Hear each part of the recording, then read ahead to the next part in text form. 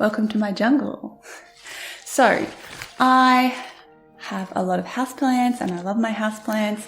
I also live on 1.5 acres of lovely subtropical garden here in the Sunshine Coast hinterland in Queensland, Australia. And I also work from home full time. This is actually my office. I'm sitting in the corner of my office right now. So today I wanted to share with you 5 almost unkillable houseplants that you can put in your own home office if you work from home too and you want to brighten up your space with a bit of greenery. Even if you have a not so green thumb, potentially even a black thumb, the plants I'm going to share with you today are really difficult to kill. So you should be able to take a chance on them and have a go at putting them in your home office. So since I'm holding this beauty, I guess I'll start with this one, and this is Pothos.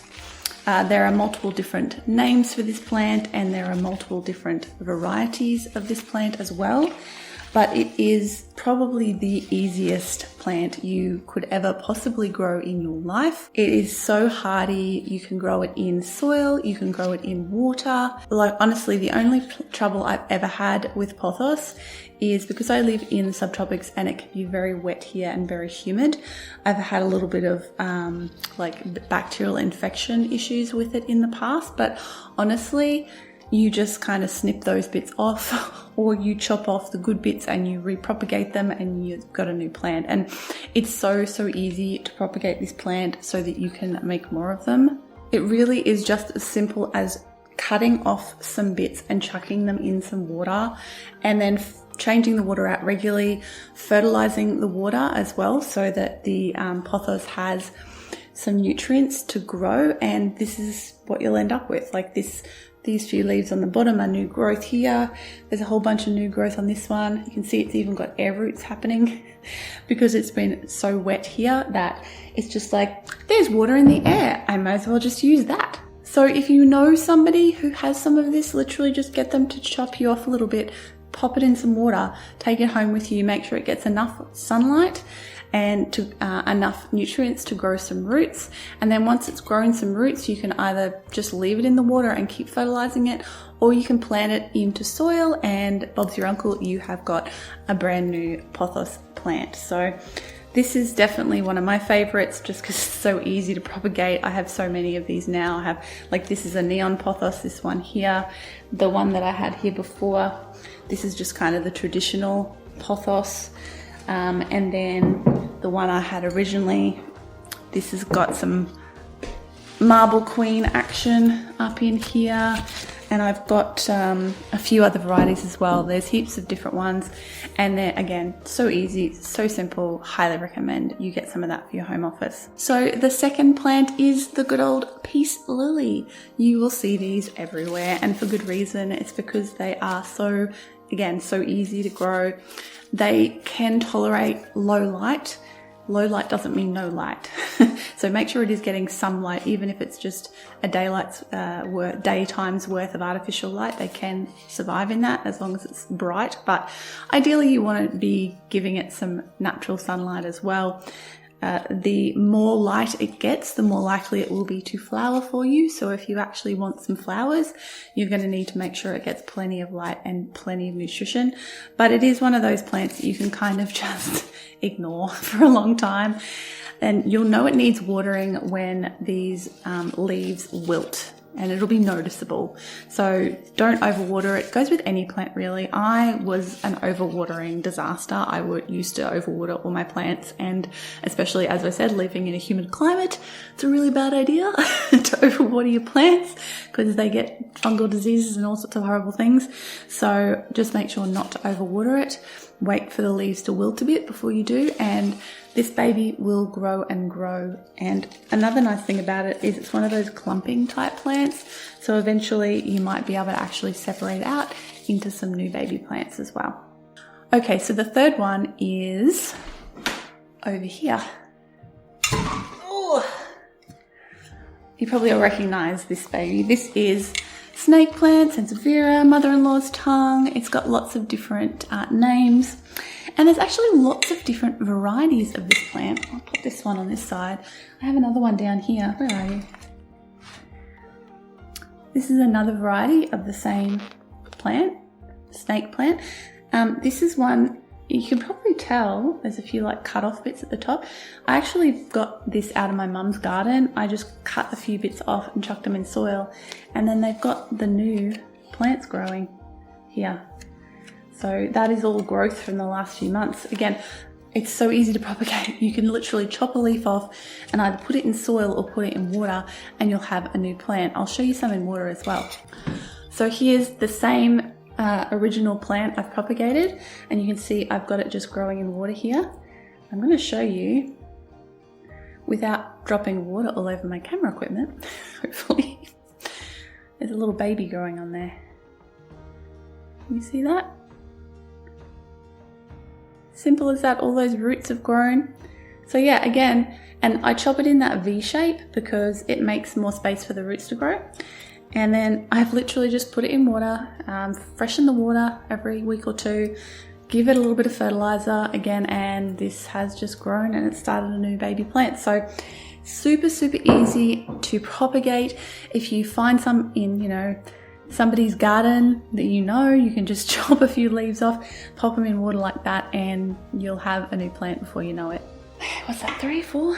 1, 2, 3. All right, so the next one is the good old Ficus. Now again, this comes in lots of different varieties. This is a really pretty one that has like peach colored leaves. Edges on the leaves are variegated form. I think this is actually the only Ficus I have. I would like to get more of them though, so it's on my list. It's just that normally when you see them in shops, they're like really big and quite expensive, but I found this one for not too much, which I was quite pleased about because it is so pretty. But again, they are super easy to grow. Actually, they grow enormous eventually, so you need to be careful. Make sure you keep it in a pot. If you're going to plant this in the ground, be warned it will get enormous. But they just need a decent amount of light, so they don't, as far as I know, really like low light conditions. They like quite a lot of light, so make sure it is near a window. And again, just fertilize and water as it needs it. It's pretty low care. I don't have to water this or fertilize it very often. You can see it's growing another new little leaf baby in there. And they're just really nice plants, especially they can get quite big and be quite a statement plant in your house. But again, you can start with them really small as well. So they're quite a versatile plant, and there are heaps of different leaf and type varieties. So you could have a whole collection of these in different varieties, and a little garden would look really pretty. So my next pick for you is ZZ plant. This is a monster I've had for a long time. It's actually got a few broken stems because it had an incident with a sliding window and falling over. It was not great, but that is not actually the end of the world because I can just chop these bits off and turn them into new plants. So actually, maybe it's a good thing. Let me show you how to do that. Okay, so here's some I prepared earlier. These ones, again, were just stem cuttings, and they have now rooted in water to produce some beautiful new roots. Let me show you. Look at that. Lovely.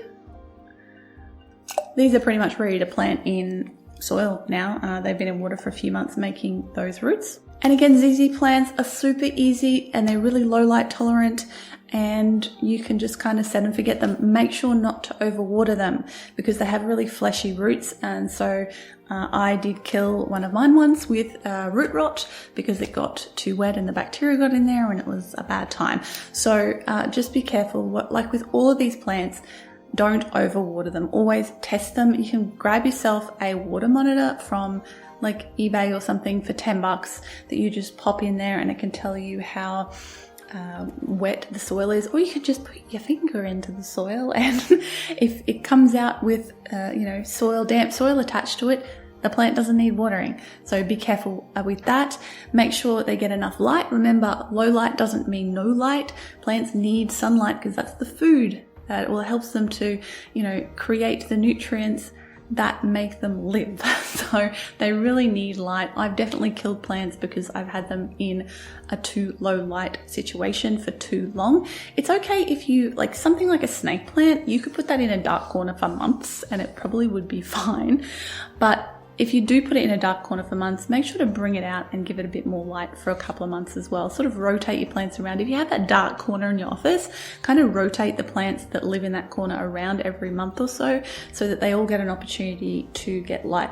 Don't, however, make the mistake of taking a plant from a dark corner and chucking it straight in the sunlight. You can burn your plants. They need to kind of gradually move to to higher light levels so that they will adapt. So that's another trick for you. And just remember to fertilize them every so often so they get food, and they'll be very, very happy plants. Okay, so I said I'd say 5, but I want to give you one more bonus because these babies are, again, almost unkillable, and there are so many different varieties and types of them. This is a philodendron. So philodendrons are fantastic. They come in so many different types. They have, especially these big large leaf varieties, again, can tolerate low light. They don't need watering very often. They don't need fertilizing very often. And, you know, they also can be really great statement plants because they are, you know, they're trailing plants. So you can grow them up moss poles like this one, or you can grow them trailing down out of a pot, kind of like my pothos I showed you before. So that's a bonus for you if you want to get your hands on some sort of philodendron. They will be great as well. If you like plants, please give this video a thumbs up. If you enjoyed the video, also give it a thumbs up. If you're afraid that you're going to kill these plants, but you're going to give it a go anyway, give us a thumbs up. I'd love to know in the comments below what your experience is with houseplants, especially in your home office. Are you a green thumb? Are you a black thumb?